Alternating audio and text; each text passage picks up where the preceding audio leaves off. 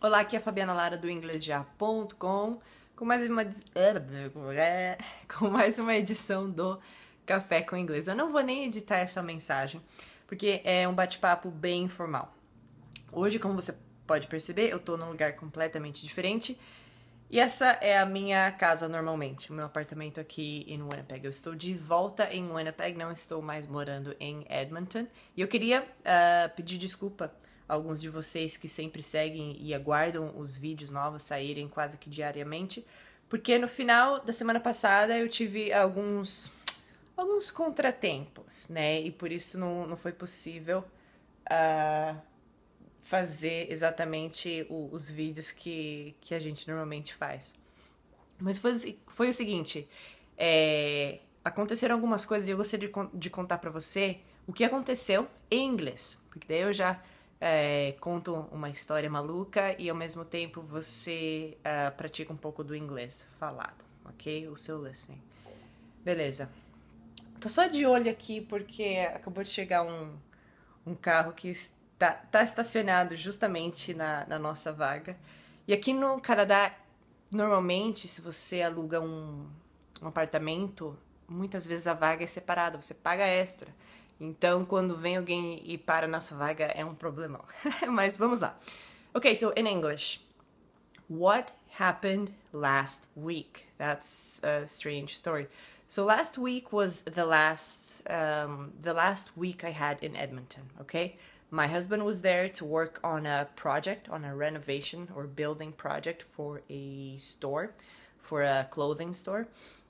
So the project was finished and we had to come back to Winnipeg, which was all fine. It was in the plan.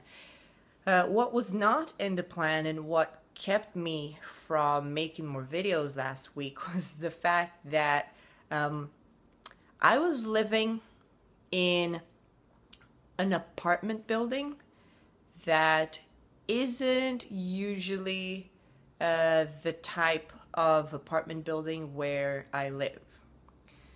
Let me explain. So when my husband and I, when we first went to Edmonton, we stayed in a hotel for a few days and we were looking for a temporary apartment, for a seasonal apartment. And what happened is we had the perfect place. My husband's boss, who was paying for the apartment, he went to the apartment and he saw everything. Everything was perfect. It was in good condition. The price was excellent. We were happy. So he signed a contract. And we took our things, our suitcases, our clothes, everything, and we went to this new apartment after the hotel. And what happened was we knocked, we tried buzzing the bell, and nobody was answering. So we went upstairs. Finally, somebody opened the door to the building, and then we managed to go up.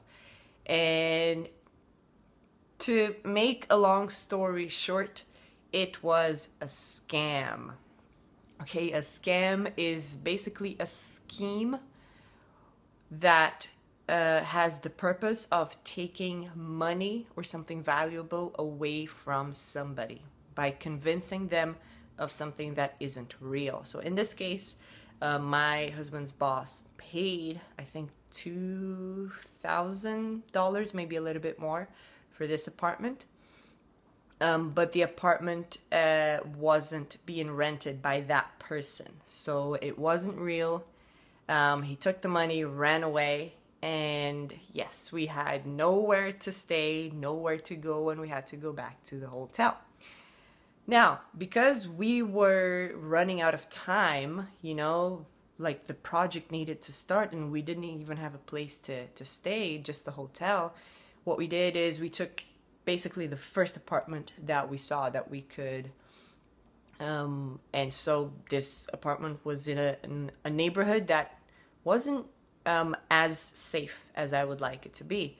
Let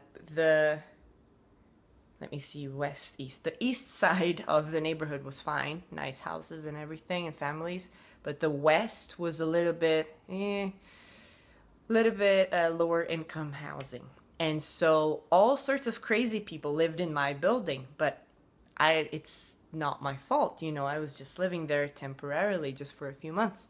And this one particular person who lived above me for the last 2 months was a complete maniac. And when I say maniac, I really do mean like crazy. Imagine a person who screams and fights with somebody every single day, all the time.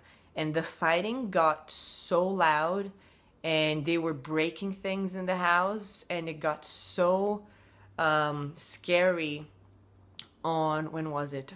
On Friday, that I couldn't do any work. I couldn't record videos because you would hear the guy screaming upstairs, being very rude and just being very aggressive and breaking things and stuff like that. And also in that home, it's, boyfriend, girlfriend, and 2 kids. And they were like 5 and 3 years old. So I was really worried for my safety, because I thought the guy was just going to set fire to the building. For the girl's safety, I mean, the girl is like very, very small, like she's an adult, but she was maybe 1.5 meters tall, like and very thin. And then the 2 kids, I was very, very worried. And so the screaming and the breaking things got so loud, I called the police. I said, this is enough. Like, just act like human beings. And so I called the police, and I was very scared because I thought that maybe he would hear the police and then come down and knock on my door. And, this guy is very aggressive. So I was shaking and calling the police. And very important to know, here, you call the police by dialing 911, okay? 911. In the UK, it's 999. Okay, so here in Canada, in America and Canada, the US and Canada, it's 911. And so I called, and after, 20 minutes maybe, the police came. And what happened was they heard all the screaming. They heard everything. They knew the guy, so he was a criminal before in some sort of sense. But they couldn't take him away because they didn't see any physical harm on the girlfriend. And she said that there was no violence towards her.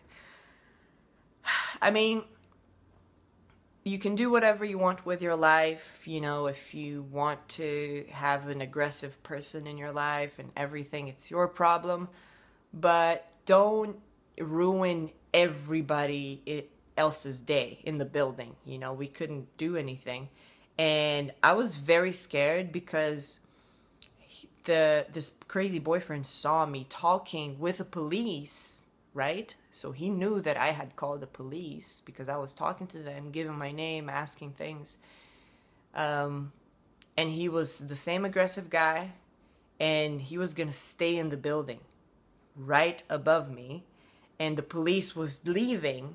And so I thought, I am not staying in this apartment with a guy upstairs who maybe has a weapon, for sure has a knife in his apartment, is extremely aggressive, and he knows I called the police to get him away. So I ran. I ran to a Starbucks, my usual Starbucks, and I only left there when my husband was around and he could drive me home. But still, we were very careful, and we packed our bags, and then we came back to Winnipeg, as we were supposed to anyway. It was just perfect timing, because if we weren't supposed to move back to Winnipeg the day after this happened, I probably would have moved anyway, because I just could not stand this crazy guy just like screaming and fighting, and the kids crying, and just not my type of environment. So yeah, that's it. That was a lot of talking, so I hope this helped you practice your English a little bit. I'm sorry, there will not be any subtitles here. This would take me forever, but most importantly, you need to get used to listening to things in English. I talked very slowly, okay? Nothing crazy. And so if you didn't understand 100%, go back, listen to this one more time, and I am sure you will understand a little bit more. Sorry for the lack of videos. Now that I'm in Winnipeg, here everything is very quiet, and so I'll come back to making more and more videos. Thank you very much. If you have a question, post it down below, please, and also like it. Please subscribe, and I'll see you in the next video. Take care. Bye-bye.